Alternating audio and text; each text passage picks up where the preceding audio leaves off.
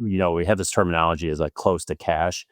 When you got something in your cart, you're close to cash, right? That person's going to I spend the like it. money. It's just a matter of where they're spending it, you or someone else.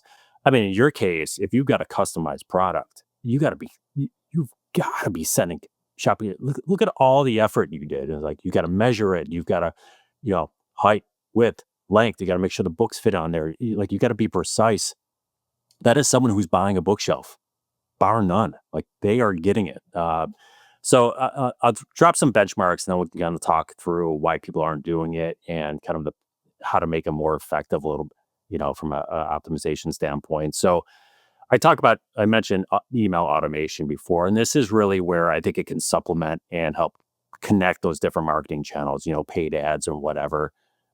So automated messages. So OmniSend last year, we sent 26 billion marketing messages last year. So it's a lot of messages. So out of those, 37% of all email orders came from automated messages. 26 billion messages. Those messages accounted for 2% of the sends. So you think about 2% of those 26 billion messages drove 37% of the email sales. It's completely outweighed. The reason is pretty simple. They're relevant messages. They're based on user behavior. So I sign up for an email program, I get something. A lot of times retailers will discount that, so people will sign up to get the discount. But it's an intent signal that there's a signal that they're going to purchase.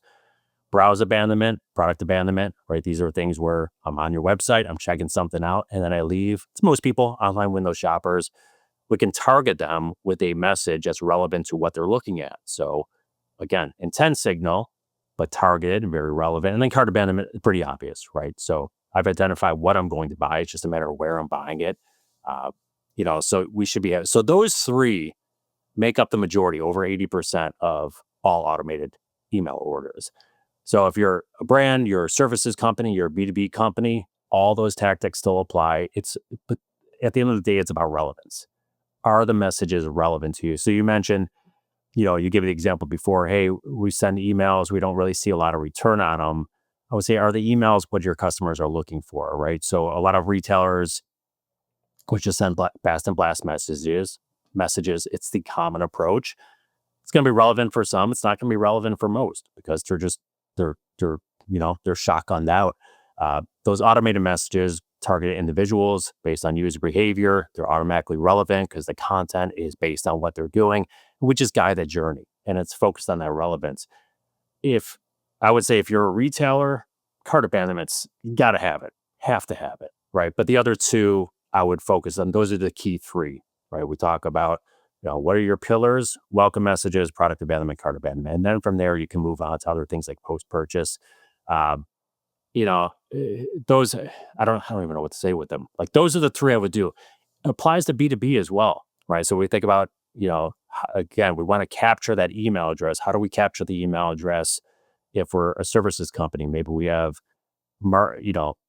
email services like optimization agency services. We have SEO services, and we have, pick something else, right? Paid ads services, right? If someone lands from a LinkedIn ad or a Meta ad over to the SEO services, we know they're interested in SEO, and maybe we have a different pop-up only for those SEO people, probably in some sort of ebook or, free consult or something.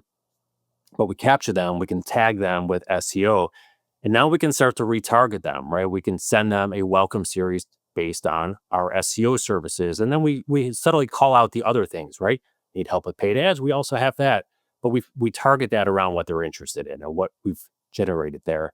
And hopefully, right, we think about abandoned cart. Well, you don't just put SEO services into a cart and you abandon it, but treat your product abandonment or those browse abandonment messages as a shopping cart abandonment, right? Give them service, promote your value, tell them all the benefits that you offer. So we can apply these tactics, D2C, B2B, whatever you want. They all apply the same. It's just a matter of the content we're putting in there, right? Information versus product and stuff like that.